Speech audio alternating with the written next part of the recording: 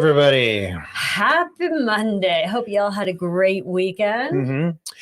We have had a grueling weekend. We are currently on a build. We're building that Wallapini that went sideways. So this is Wallapini 2. And we're not calling it a rebuild. No. Because we literally ripped it all down and we're starting fresh. Yeah, a rebuild would be like tattooing a new name over your ex-girlfriend's name of tattoo. This is just ripping the skin right off and putting a whole new tattoo in its place. So that's what we're doing right now, and we're busy doing that. So that's why it's a pre-record. Plus we have to get Todd and David in one place at one time, and these are both very busy people, so this is the time and the place. So and coordinating 3 provinces, different time zones, all into one. There's that. Yeah, there's all that stuff. So this is a pre-record, and but carry on with your comments anyway, your snarky comments, but we can't answer them right now.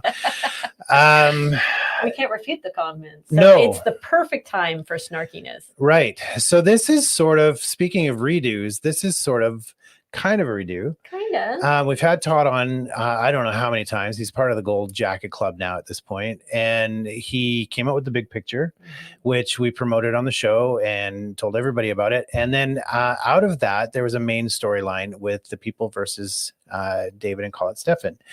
And we've had David Stephan on the show, and it's one of our most popular shows. I think as far as viewers go, that was like high up there. And it was probably one of our longest shows at the time. And I think it was one of the hardest shows for us to get to. Right. Right. Well, now Todd Michael Harris has taken Davie and Colet's story and made a documentary. I believe it's an 84-minute documentary out of their story. So everybody now can see specifically what their story is, what they went through, the hell that their family went through while they were trying to mourn the loss of their son. So we have brought Todd and David back together again to talk about the people versus Davie and Collet Stephan. So hello, welcome everybody. Hi guys. Hi. Thank when you guys, what's the name of the thing that you're building? It's called a Wallapini, and it is basically a buried greenhouse. And take note, David, because this is perfect for you and your family, your ever-growing family. So it's underground, and basically you've got part of the things that makes it work is a cold drop in the floor. So we have rain barrels doubled up, and they're buried like 10 feet in the ground. And the cold air goes down into that and then travels through a tube and then comes back into the Wallapini, heated up thanks to the earth. Geothermal heating is what it's based on. Underground greenhouse. So you can grow all year round fruits and vegetables, including citrus trees. Yeah, in the snow. There's a guy in Alberta who grows like banana and citrus and like oranges and lemons in the wintertime in his Wallapini. So the front area with the plastic that goes over top for the sun, that's angled very specifically for the sun, pointing towards the south. And then you have like darkened rain barrels along the back wall, so that regulates the heat. So basically you get a steady like 80 degrees in there all year round without any electricity or anything. Now when you say we're building it, like I picture you, Chris, leaning on a post, bringing levity and fun to the experience, but not really actually using your hands. You've got a guy down there or 3 or 4 that are doing the actual work. So we're just going to carry on the show without Todd today.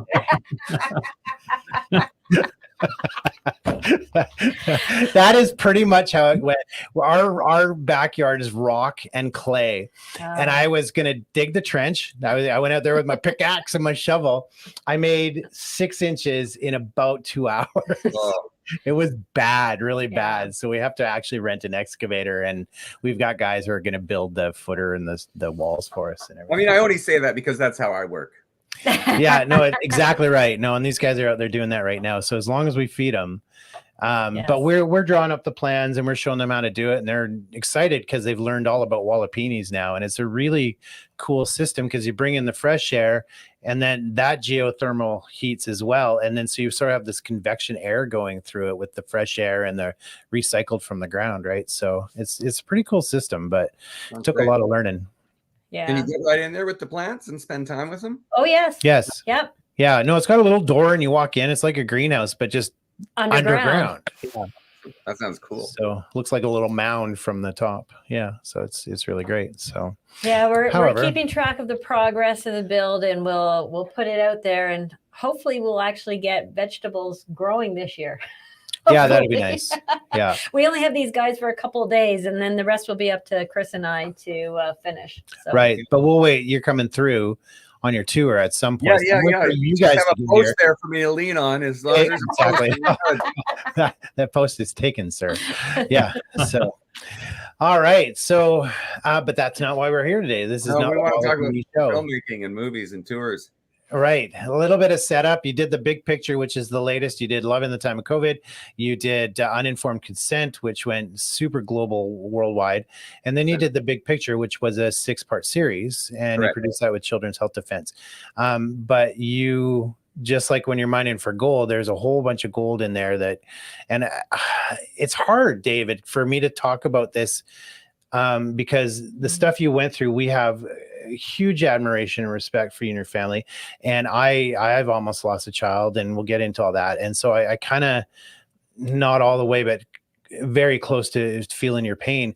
So when we say mining for gold, I mean, it feels really insensitive. And I want to set that up because, you know, what you and your family went through, we are not discounting that at all. But Todd, you understood that in the big picture, the main storyline, which you do this main story thread, the story of the Stephans here and True Health and all that stuff, like, or True Hope, sorry. And then you realize that this story was probably the most prolific part of it because we've seen the COVID stuff now and all that. And I remember this story. And so that's kind of the setup. I'm just going to let you go from there. So, I mean, everything that I said, that'll unfold throughout the night or throughout the day here. But I don't know where you want to start with all this because it's such a big thing. I guess just sort of why I did it was based on the fact that, that story is so meaningful, especially to Canadians, and you know, to just take all the other pieces away and have something, you know, you can't obviously tour an episodic. So that if I'm going to tour this, we need to make its own film out of it. And I thought more people would watch it too. And then David and I were just talking about the where, you know, Health Canada is at right now. And they're yet another big push to take down natural medicine. And so we thought it'd be a perfect time for David to go across country. You know, we play the film and then he speaks about that, which you can speak to more now if you'd like to, David. Yeah, absolutely. So a big part of the tour is actually going to be helping to educate or empower people on knowing what they can do to help preserve health freedom in Canada, because it's actually becoming quite a big problem. I mean, starting back in June of last year, the Health Canada, or the Liberal government, snuck in under sections 500 to 504 of the omnibus bill of the budget, Bill C-47. They snuck in all this stuff about natural health products, bring them under the same regulations as pharmaceutical medications. And anybody in the natural health industry that has been working, understands the ins and outs of it, knows that this is an incredibly dangerous move that will allow Health Canada to literally bankrupt overnight natural health product companies if they are deemed to be non-compliant over something so simple as even labeling, that they could end up with like significant fines, even up to over $1 million fines that you'd normally be levied against the pharmaceutical industry. So we're going to be educating on that because Health Canada resurrected just recently. They made it a very relevant situation in relation to my family once again, because we spent over 10 years fighting Health Canada back from the year 2000 to just after 2010. Well, they just kind of invited us back into the battle again when in September of last year, they resurrected the false narrative of Ezekiel's passing, citing CBC, and saying that's why they need to bring in these new regulations, is to prevent deaths like Ezekiel's death, when in reality, Health Canada, I'm sure, knows the full truth of it because they had their dirty little paw prints on the investigation before we ever ended up in court. Wow. Right. So I think this is a good time to go right back to the beginning. and sort of explain what it is you're talking about. And I don't know, you did it in 2 parts last time, and it's like you're not the first step into have to fight the government. You're carrying on basically a battle from your dad, which you went into last time. You definitely can go back to that last show and watch that. But I walked away with the feeling like this was retaliation for the battle that your dad had to go through, and they were just trying to find something to pick. And do you just want to start with Ezekiel, and then they can go back to other shows? Did you want to run the trailer, and maybe that'll make it a little easier? Would that make it easier? Would that be I better? think that'd be a good thing to kind of Great. segue into. Okay, this. let's Great idea, Jody. Yes. Well, I try. well done. I Yeah. That's tried. one. That's one. Yeah, I'm just gonna go back to my post now. So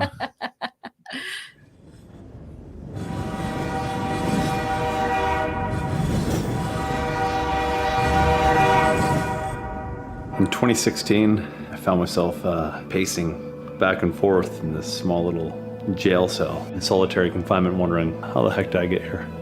When you start putting all the pieces of the puzzle together, you see a real interesting story that emerges, an unbelievable story, really. 911 emergency, require please fire ambulance. Hi, yes, my son's not breathing. My son's not breathing. The RN nurse saw the child a day before 911 is called. She saw no reason to say, take the child to a doctor or go to emergency or anything like this. She did mention the word meningitis. He ends up rapidly declining. They live in a rural place. Well, they say, well, heck, we'll just drive to the hospital. Not far into the ride, he stopped breathing again. We're driving down the highway really fast, and we meet up with an ambulance, and we hand Ezekiel over. They're charged with failing to provide the necessities of life. You didn't see a lot of those prosecutions. Now you do, and Alberta is the worst. You know, Children's Hospital in Calgary. I get a phone call from the medical examiner's office saying that the autopsy's been performed and the report is complete, and that Ezekiel's death was vaccine preventable. They treated him with home remedies, including mixtures of maple syrup and horseradish, instead of going to a doctor. I mean, it was such a high-profile case. I don't even want to talk to people about it because the press has convinced them this child died of bacterial meningitis, and these parents were just so outrageous, you know, trying to treat bacterial meningitis with maple syrup. Like, that wasn't the evidence. I was going to commit suicide because I felt I was a horrible person from reading what the media had said about me. The pathologist that did the autopsy, he had received a letter from the Department of Justice, basically suggested Ezekiel died of bacterial meningitis. Now that's highly inappropriate. And why would you do that? They were trying to create case law that would allow them to criminalize people who didn't give their children vaccines. An expert's supposed to be impartial. He was there to have them convicted, and I had that feeling about a lot of the doctors. This is tied for the dirtiest trial I've ever had to experience in my life. The doctor wrote at the bottom in big bold letters, "I am not involved, underline, underline." Not involved in what?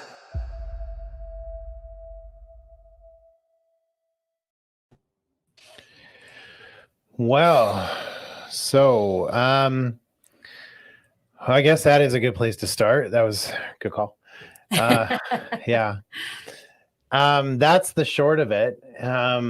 There's so much more. There's so much to unpack. There's your story. There is, you're right, the supplement stuff, and that's even deeper than most people realize. And then there's the media lies in all of that. Oh yeah, and there's so much collusion between different government departments as well. The RCMP, we brought forward or tried to bring forward action against them in the courts. To expose them, and the courts would have nothing to do with it. They were covering for the RCMP. They were covering for the fact that Alberta Health Services scrapped about an hour's worth of, or just over an hour's worth of medical files during one of the most critical times. And we showed evidence that there was, in fact, at one point in time, files, because we had other files that were relying on those previous files, that were actually citing those previous files that we never got our hands on. And we brought that to the courts as well, saying, look, you can't even proceed with charges against us until we have a full disclosure. We've never received a full disclosure And this was in 2019 that we were bringing this action forward after they'd already wrongfully convicted us once. And so the first trial was actually illegal because they withheld evidence, and they knew that they were withholding evidence. And it wasn't just those medical files. There was a bunch of files that we were able to get our hands on from other, FOIP requests and stuff like that they weren't disclosing to us openly. And so anyways, there was AHS, there was the police involved, there was the Alberta Solicitor General's Office, which is the Crown, right? And that's who the medical examiners work under, is under the Crown, under that office. And then you have Health Canada getting their dirty fingerprints on the investigation. It shows up during the police, or in the police files, that they were making inquiries into the investigation. Why would they be making inquiries into a death investigation? I mean, people die every day in Canada, and yet Health Canada is for some reason making a request into this one. And the police officers actually identify that this is curious. Like, who is this person and why are they making requests, right? Because they don't get Health Canada inquiring about deaths. Right. And so we have them getting involved, and that's probably where the whole vaccine agenda came from, because that's more of a public health issue on a federal level than anything else. And they were trying to get that precedent in Canada so that they could criminalize parents who chose not to vaccinate. Right. And they were trying to use the death of my son to do so. So there's all these parties involved, and then CBC gets involved, which is, once again, a Crown-owned organization. And as soon as they got involved, because we had the media on our side, and we were shocked that the Crown was actually going to proceed with the trial initially, because the Crown, or the media, was really sympathetic to us because we had a long-standing relationship with them through all of our True Hope battles when Health Canada came in and raided us at gunpoint and all this type of stuff, a decade earlier. And so we're like, you guys are going to get crucified in the media. Well, we were so naive, we didn't realize the power that CBC would have in coming in and using tax dollars to fabricate a tabloid-style story where it eventually permeated into every area of mainstream media, because theirs was so sensational that they were the ones that were literally selling to other news outlets and getting millions of views on these different stories that they were selling into the States and whatnot. And all the other mainstream media was just being left in the dust because they were actually reporting truthfully for the first week or two of the trial. Then all of a sudden they all shifted gears. They all adopted the false narrative CBC had created. And voila, we've got some crazy parents in Southern Alberta who feed their children smoothies laced with hot peppers and horseradish and garlic and all sorts of stuff that no child in their right mind would ever consume. Right. And then you've got word of mouth. So that can twist things even more, right? Oh yeah, it got really bad. I mean, there was a lot of death threats occurring from this because, the story that was painted is that my son had bacterial meningitis, and that comes with some pretty heavy symptoms, like symptoms that no parent can just, unless they're completely negligent, they can't ignore them. Right. And that's not what we saw at all. And so we were completely confused, and that's why we actually ordered an autopsy report right out of the gates, because we want to know what our son died from after getting out of the hospital. Right when we left the hospital, and they had pulled off all the life support, and we were driving home with an empty car seat, and just like with this gaping hole in us, we wanted to know what happened. We wanted some sense of closure, and we wanted to make sure this didn't happen again because it shocked us. Well, what they were really covering up all along was the fact that he had an electrolyte imbalance that rapidly, and I'm not sure exactly why, and I'd love to know why, and I'm sure that they could have figured it out if they weren't trying to hide it from right out of the gates. Right. But for some reason, for the last day, he went symptom-free. We thought he was going to be fine, up and running the next day. And then all of a sudden, he rapidly declined and went into respiratory paralysis and then cardiac arrest, which is a symptom of the elevated potassium that they found an hour later when he was in the hospital, and they did a test. And then they treated him for it, and he reanimated, and he started to breathe on his own after they treated him for it. But by that point in time, he had already been in an ambulance where he went over 8.5 minutes without any oxygen because they had proactively destocked it. Alberta Health Services had removed the equipment necessary. And so he had already suffered major brain damage. And then they basically, and I think it was by accident, I truly do, they got concerned he was going to pull his intubation tube out after they had treated him for the elevated potassium. And when they went to give him a paralytic medication that would prevent him from pulling out his intubation tube, they didn't realize, the anesthesiologist didn't realize, and I've interviewed another anesthesiologist as well, ask them, hey, does this medication have any issue with this? And they're like, no. I'm like, do you guys not read the monographs or the inserts? It's right there. It says you cannot give this medication to somebody who has an electrolyte imbalance, otherwise it can create cardiac issues, including cardiac arrest. And that's exactly what happened, is that once they gave that to him, the last thing we saw about a minute after they gave it to him was a 30/20 blood pressure. And then that's where the black hole in all the evidence is for over an hour during the medical treatment. They supposedly didn't document a thing, when in reality, we knew that they documented stuff, that they had done lab reports, and that they referenced those lab reports from other documents later on. And yet those lab reports and any notes and anything are nowhere to be found. So whatever took place in that next hour was so egregious that they needed to rip it out of the file, because it would have completely blown their case apart. Wow. But you saying the anesthesiologist and talking to another one didn't know, and yet you knew because you could read the label. And this seems to keep happening within our healthcare system. We are being advocates now for our own health. And if we don't read, we now know that the professionals that we trust and rely on aren't reading. And this is a big problem. This is a huge 28,000 deaths in Canada every year from doctors. Not reading. Well, in the last 3 years, look what's happened, because they didn't bother to read a website, or they didn't bother to read the contracts. They didn't bother to tell people and give informed consent because they didn't know. So instead of just admitting, hey, we don't know what this is going to do, or hey, let's take 5 minutes and actually read the label, people are dying or becoming severely injured. This is a giant problem. So this is another thing that your story brings to the forefront, is we have to be our own advocates, and we have to do our own research, because the professionals we rely on are not doing it. Absolutely. So when our son got to the ambulance, he'd been getting CPR for 11 minutes at that point in time, but he was still alive. And had they had the proper equipment, they could have stabilized him. And then they would have discovered he had elevated potassium. They would have corrected it quite quickly. And he likely, even going through all that, there's probably a good chance he would have been discharged, 2 days later. Normal, with no long-term issues.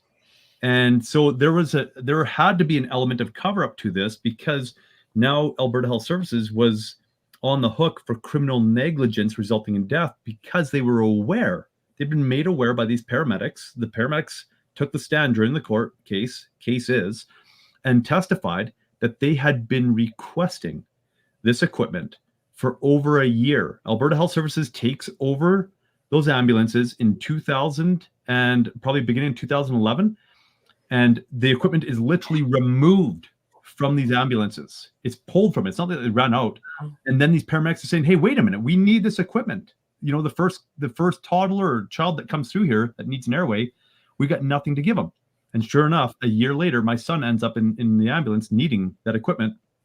And it wouldn't be till a week later that Alberta Health Services finally honored those requests, after my son ended up in that situation. So that right there is kind of an admission of guilt, and somebody was on the hook. Yeah. Criminal negligence resulting in death, which is up to 25 years. And it's a clear case of criminal negligence.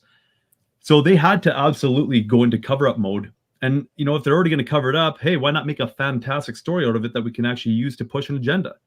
And that's really what they did. And it wasn't killing a couple birds with one stone. They were trying to basically take a shotgun approach and take out, a handful of birds all at once, with all of these different government agencies having a vested interest.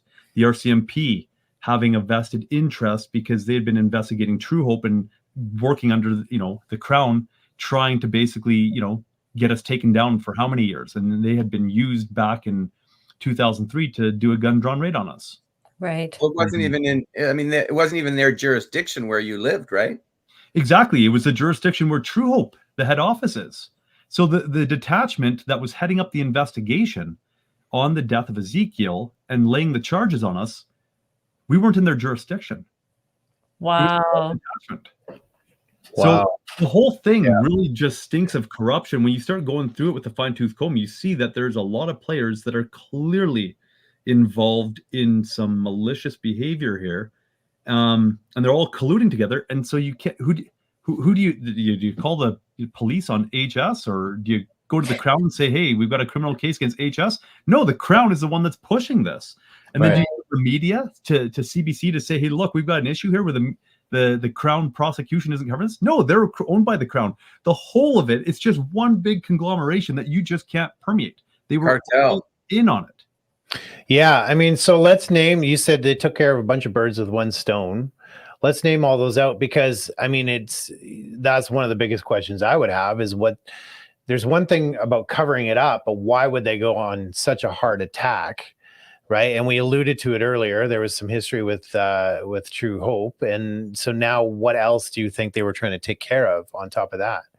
Yeah, absolutely. Okay. So the first thing is, if talking about True Hope, at this point in time, I had been doing a lot of public presentations and was really spreading mainly across Western Canada. Eastern Canada was kind of next, but I was in the circuit with all of the different health shows and alternative shows that would have us be there, and I'd be presenting, and they'd give me preferential treatment and whatnot because I was helping to bring people in to these shows based on our social media presence and all that. So that's one aspect, is right off the bat, they discredited me in such a way, and the media actually started to stalk me and would put out articles in these areas before I was going to be presenting there, basically communicating that this show is hosting, or this health food store is hosting, a baby killer. Now, they wouldn't term it that way, but by the time you're done reading it, that's what's the message that you'd get.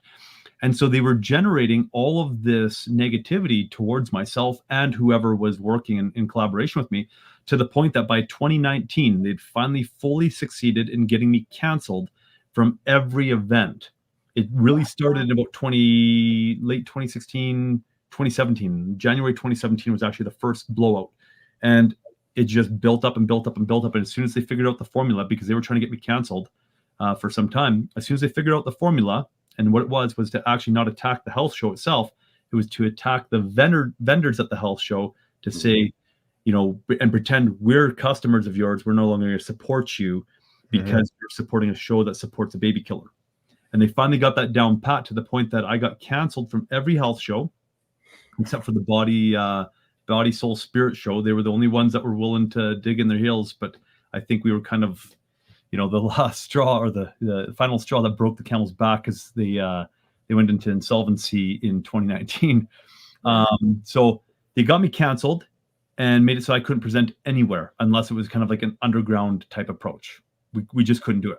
That was one thing. So us being able to market the True Hope products, it was basically, we're cut off at the knees. The next thing is that they were using it for a vaccine precedent. So I'm guessing that's probably Public Health Agency of Canada or Health Canada that's pushing the envelope on that one.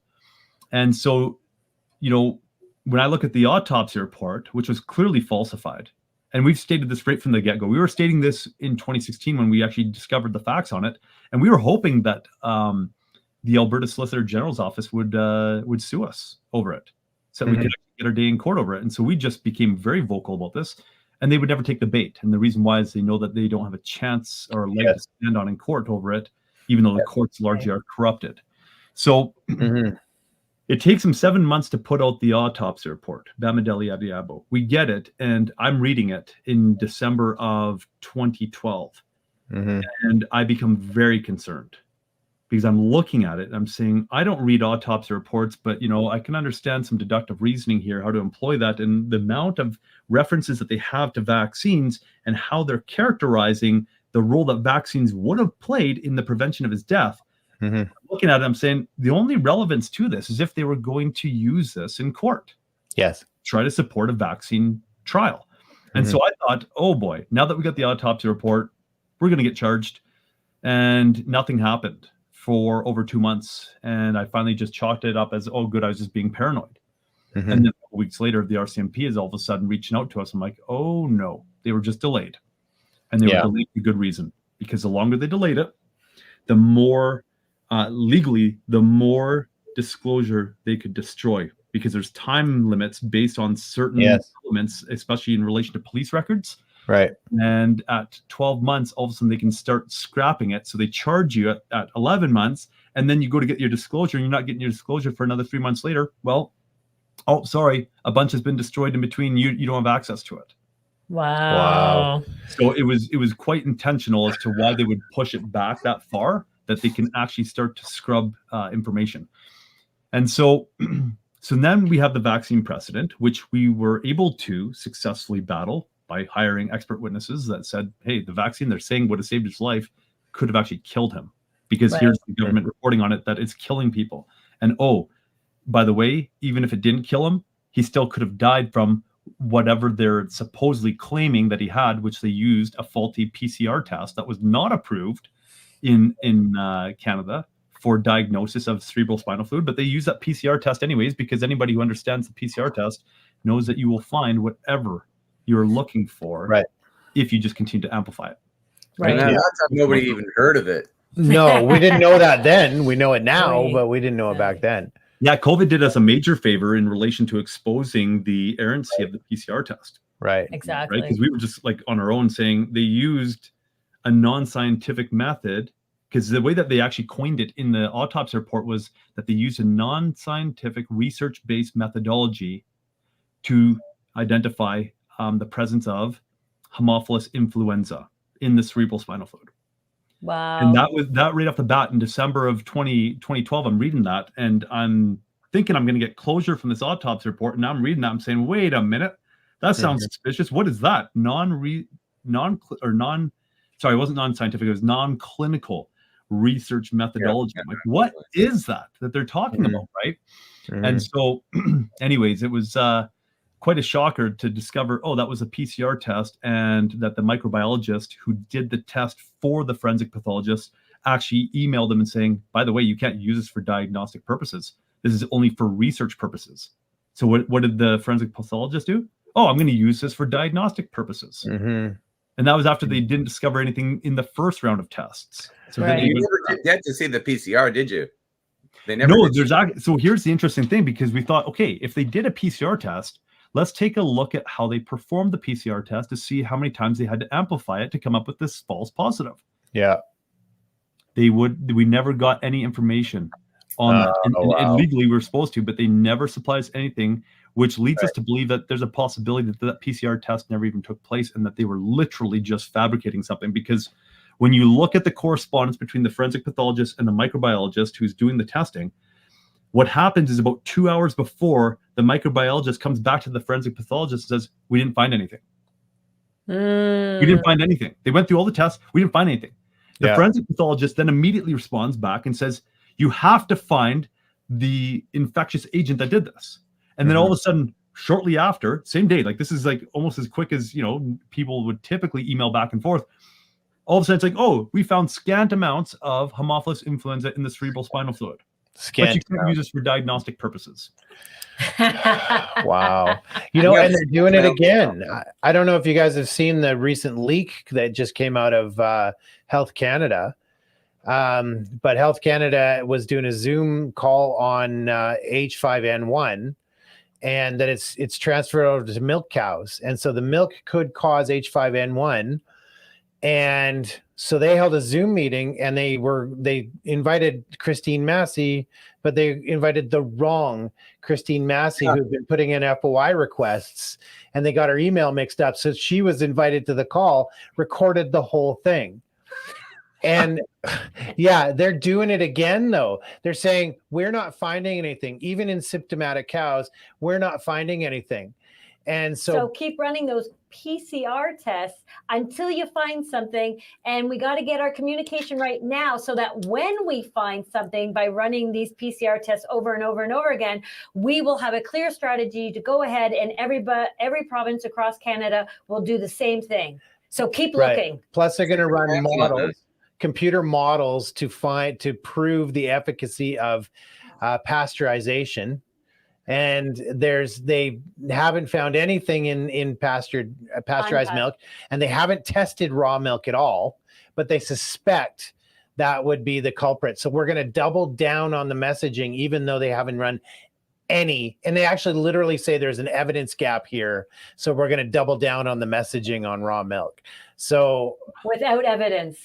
Wow. I know a farmer who went to jail for selling raw milk, did time. I think he did 6 months.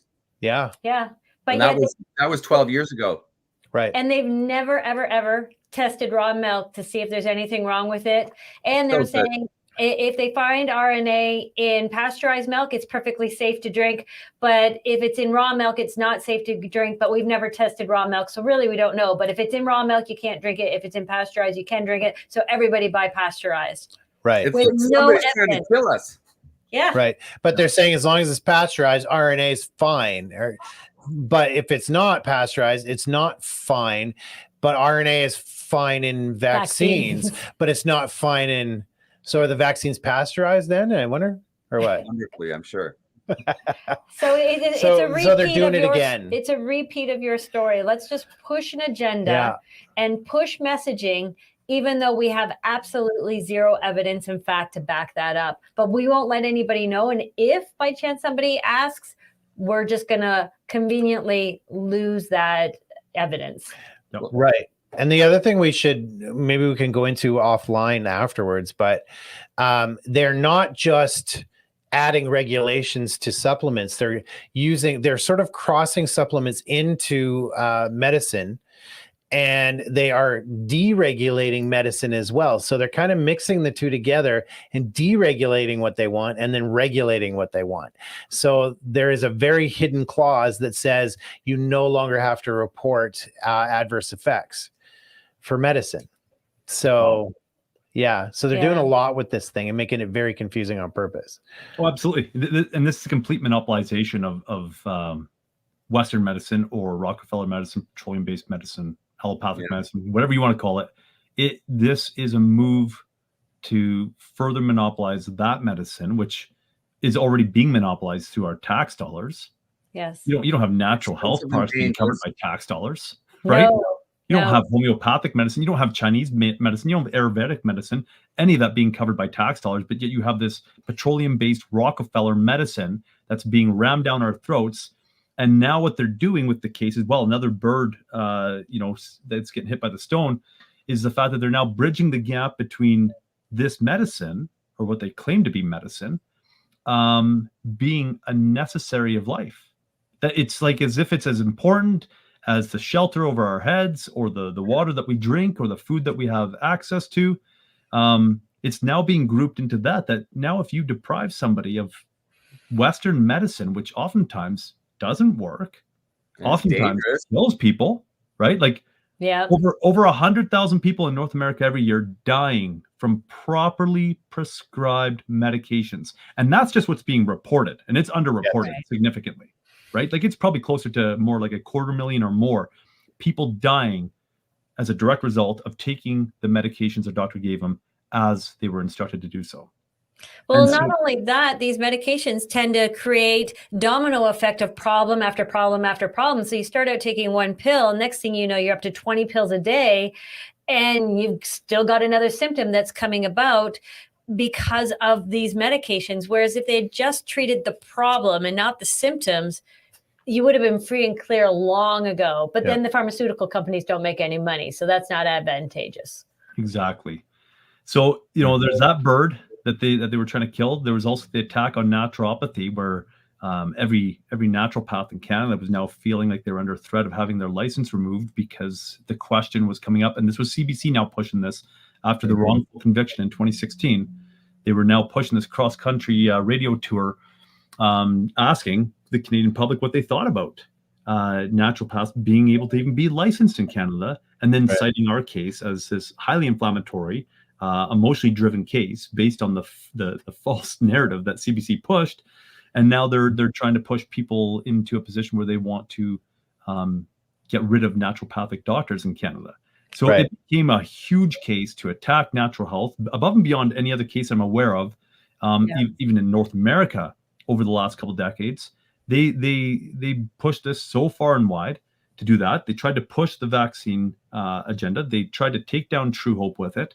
And then they opened up the doors to charge a lot of people that a lot of parents who were not negligent, because I need to put a caveat here. This charge of failing to provide necessaries of life, previous to the David and Collet Stephan case, was only reserved for negligent parents. Mm-hmm. What they could not determine within the court case is that we were negligent. In fact, the judge at one point in time in the first trial said this is a peculiar case, because all the evidence that's before the courts and the jury is that the Stephans are loving, caring, attentive parents.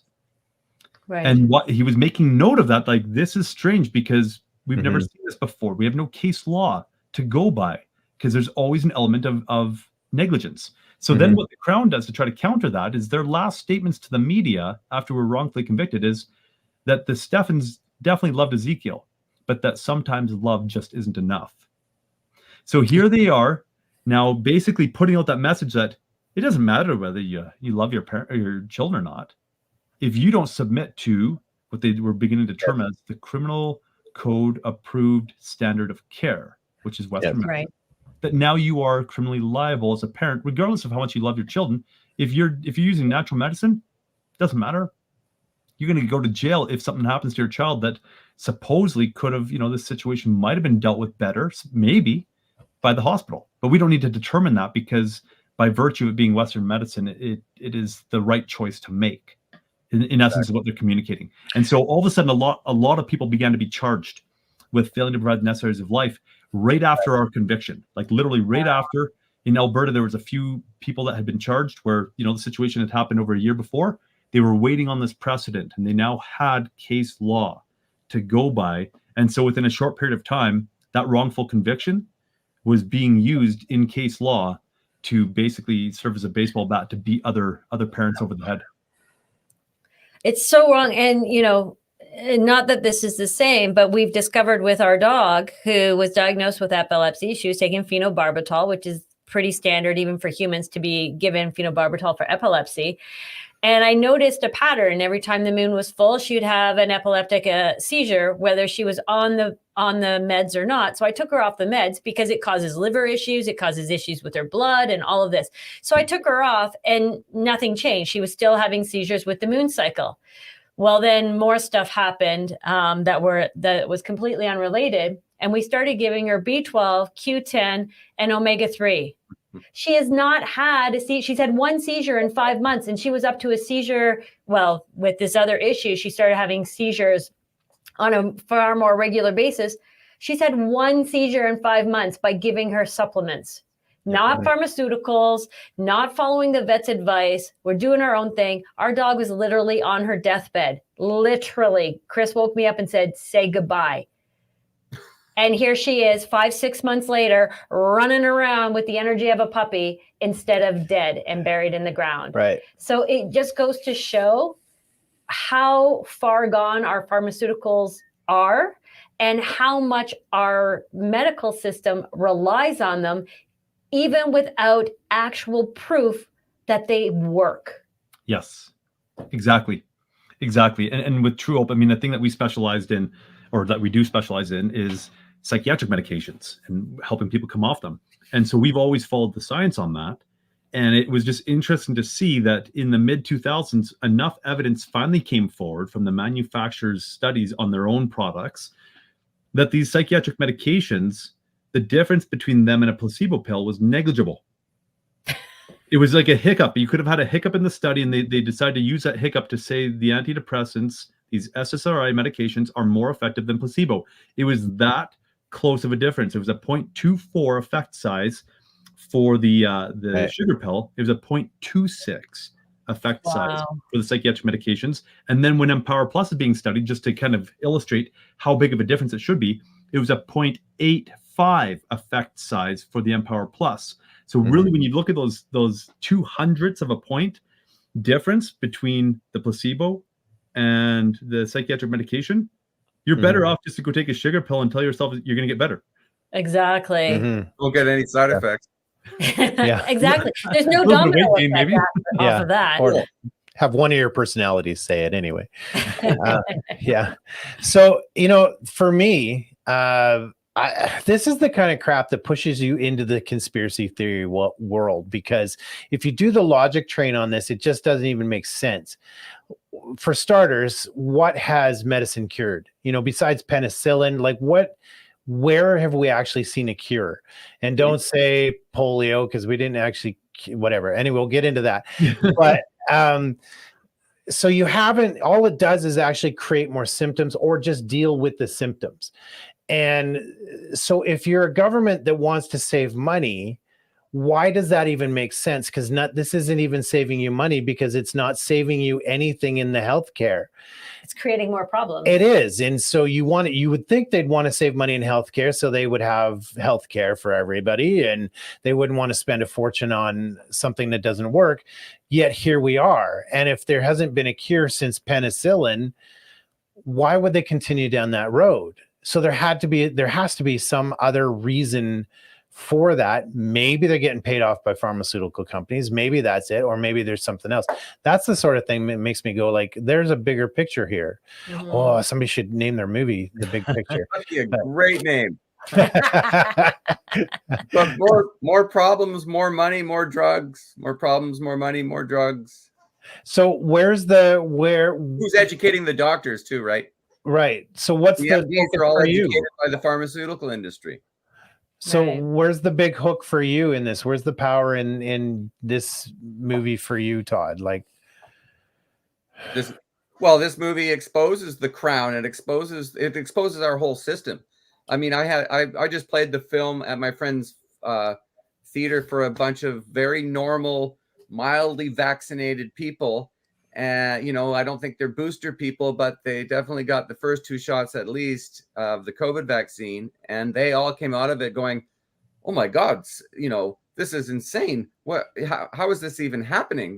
I think this is probably my best crossover film to the people that are completely even unconscious to it. Because that was these people, a bunch of stuff. They were completely unconscious to this, what was going on.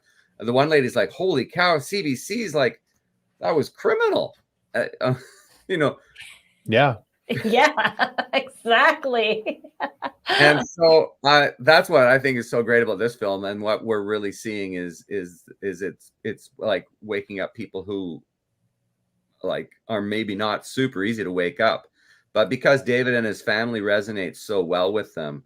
The other interesting thing and amazing thing about David's story is that so many people did see it through the eyes of CBC. Yes. So, people after the film the other night, we played it in Courtney, and they're like, I totally judged that family. I actually hated that family. And wow, it's so nice to see the truth. And they were actually like, the one guy was totally like looking at himself and being retrospective of himself and his whole life. And I could just see the wheels turning like, what else am I not seeing properly? Right. Yeah. So it's having that effect on very normal people. Well, I remember their story here in Ontario. Your story was big here, and it was a topic of conversation for a long, long time. And people talking about, natural medicine and religious rights over pharmaceutical medicine, and it was massive. It caused a lot of discussion. Mm-hmm. And you're right. In most cases, David and Collet were not thought of very kindly. That is for sure. But I remember it. And I was one of those, I've always been out of the box thinker, play devil's advocate. Well, what if this? Well, what about that? And what about that? So I wasn't liked a whole lot in those conversations because I didn't follow along with the narrative. And my whole thing is, there are 2 sides to every story, and the media needs to sell itself because they get paid and they get to work as long as they continue to sell themselves. And feel-good stories don't really sell themselves, but man, you throw in some drama and how horrible these parents are, and they were feeding their kid radishes and thought that would help. All of a sudden, you've got a story and everybody's glued to it, right? So that was sort of the take that I always took on it. And a story that serves government too, and a government that's funding them. Correct. Right. I think that's a big part of it. And it's interesting, if you've got the media telling a bad story to start, not even a truthful story. Then you got the people who will just take over and super broken telephone it. Yes. And, you know, like somebody came up to me the other day after the thing, they were like, man, I thought, yeah, those guys, I thought they were like a Jehovah Witness couple. I think they were like crazy Jehovah Witnesses. It's like, well, I've never known David to be a Jehovah's Witness, but maybe I think I missed that. So what if they are? Well, the Jehovah Witnesses, just saying, you know, you got. But it brought about the blood debate. It brought about a lot of debates. And that's when I said the religious, because it did bring in that aspect. And so your story was well versed across all of Canada. You know, a lot of these criminal trials, you only hear about it in the local community. But CBC blew your story up so huge and so dramatically that it affected everyone across Canada. But unfortunately, not everyone across Canada got the real story, and they still went to bed. Even after you were found not guilty, they still went to bed thinking you guys were horrible parents. And this story, this movie is so important because it shows what the real truth was. And you guys were loving parents, and you're just as loving as any other parent out there who wants to do the right thing for their child.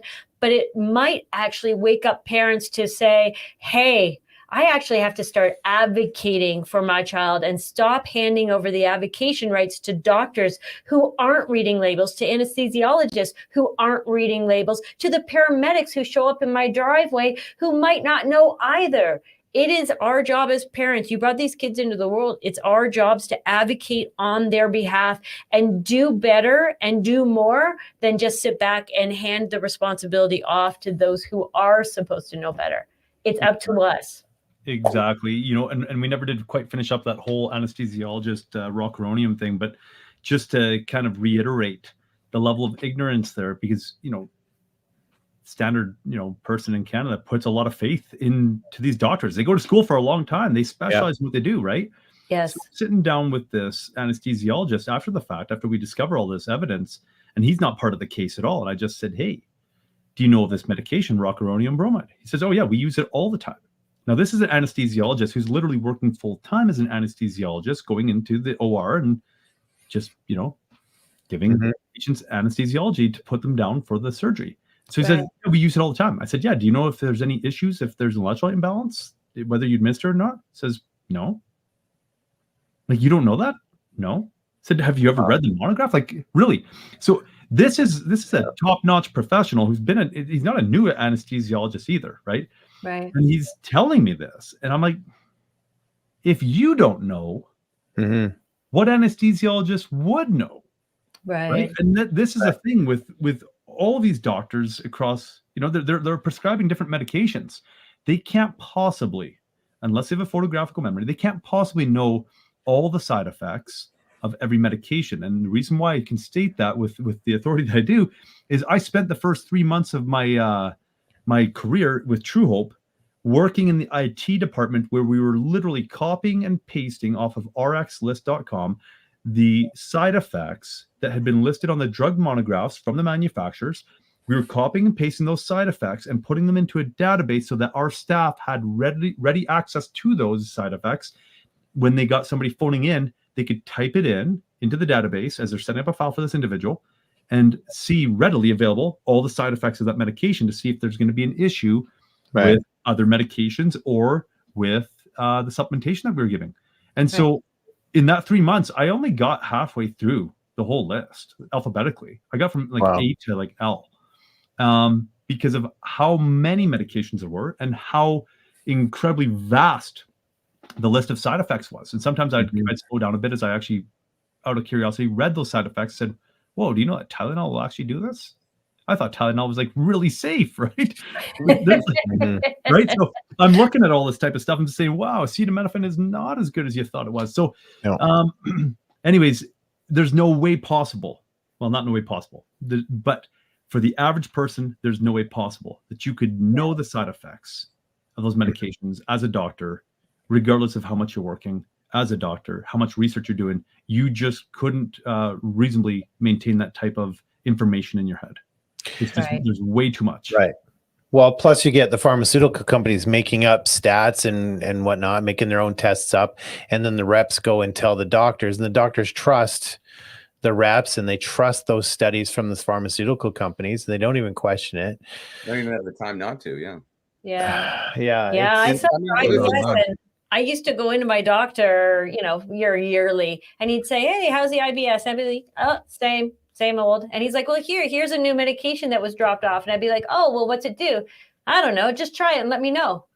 Nope. I have a stack of meds that my doctor gave me free of charge to just try and let him know. But I thought, if you don't know, why the hell would I take it and tell you? I don't think so, dude.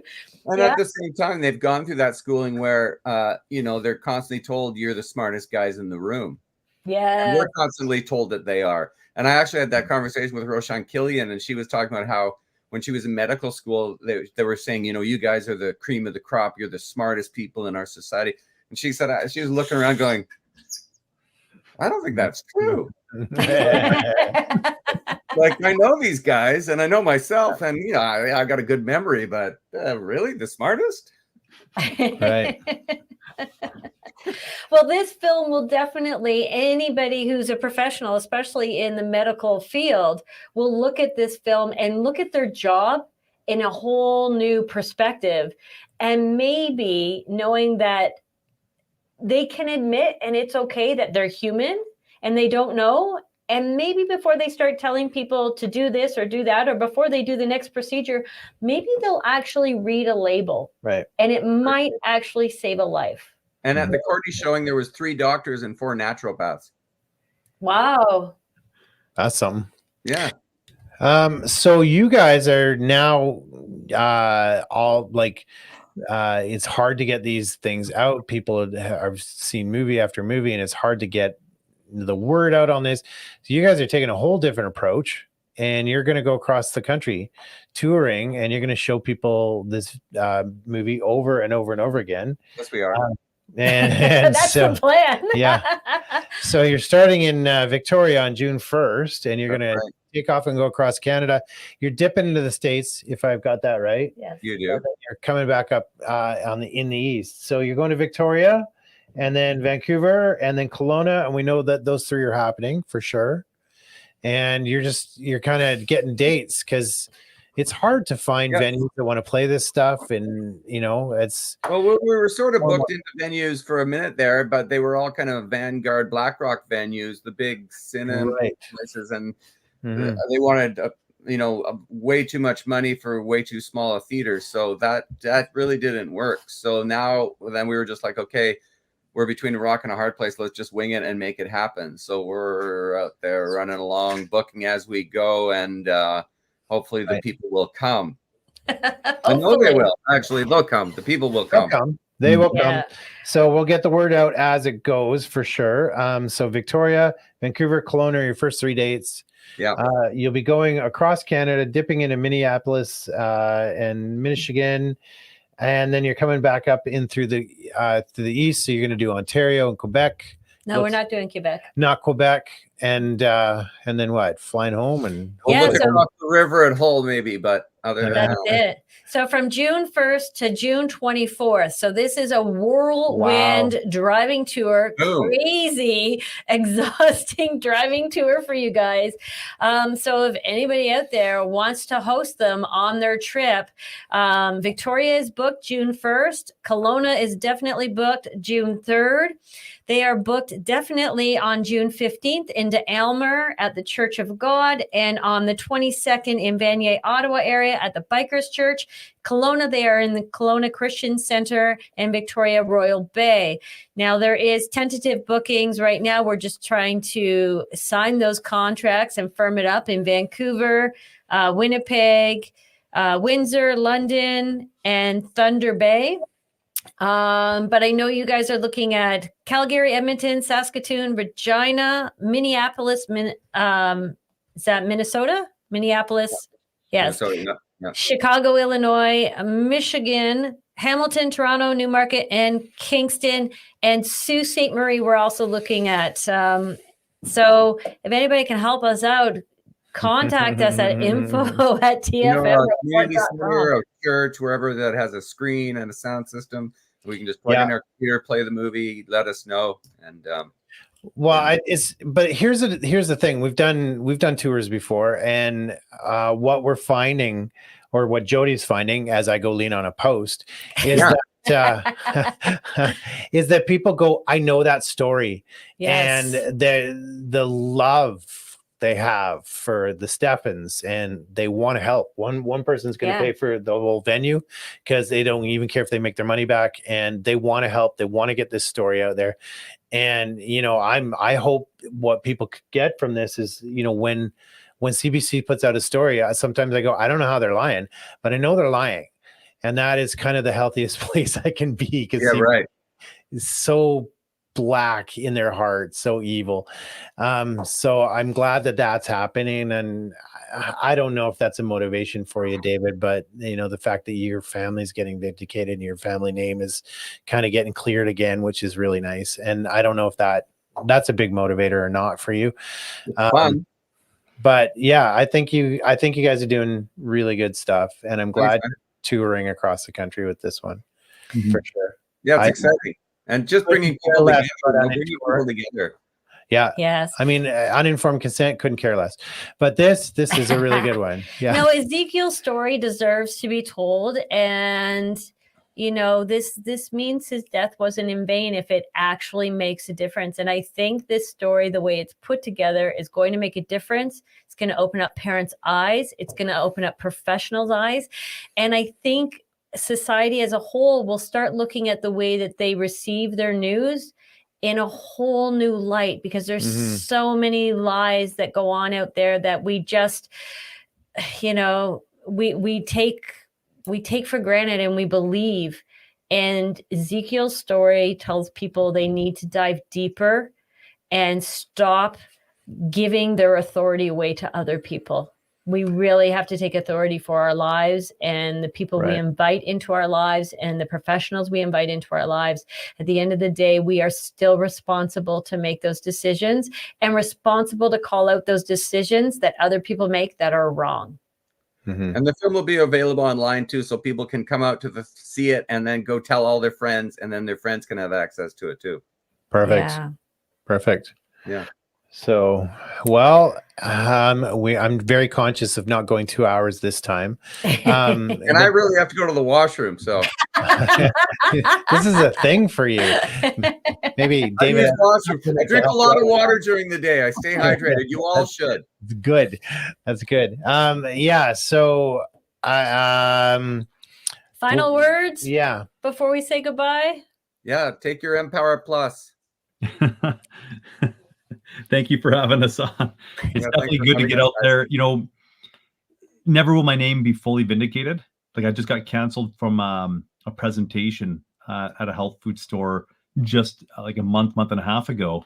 It's still something that's going to persist. And it doesn't matter how much we get the truth out there, they're still going to try to leverage it. And when I say they, the same powers that be that were attacking True Hope back in the early 2000s that are directly associated with pharmaceutical interests and all that.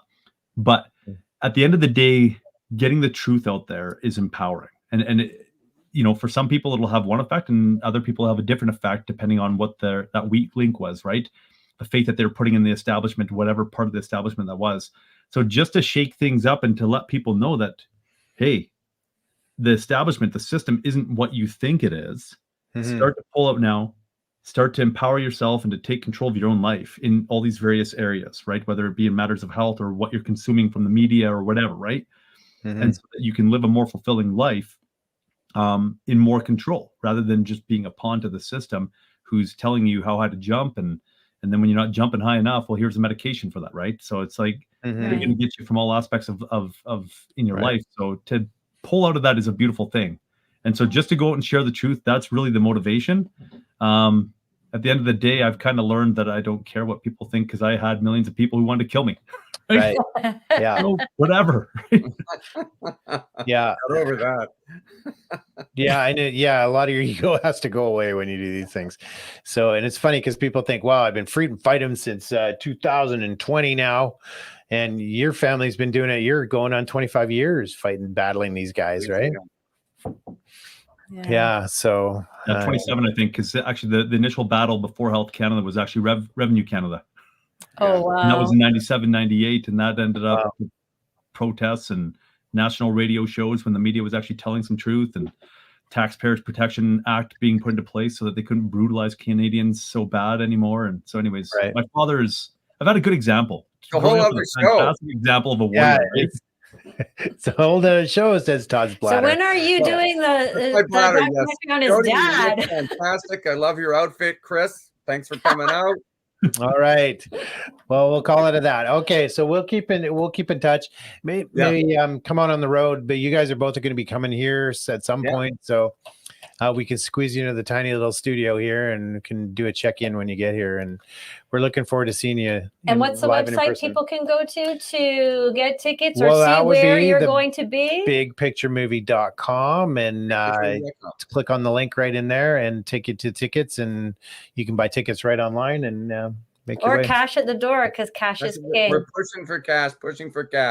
Excellent. Exactly. Thanks, everybody. All right, guys. It was a pleasure having you on again. Todd, you're pretty much a third host at this point. So we're looking forward to seeing you when you get out here, and good luck, Godspeed with everything. So yes, uneventful travels are wished for you today. Exactly. All right, guys. Thanks for coming on. Thanks everybody for watching, and we will see you live on Thursday.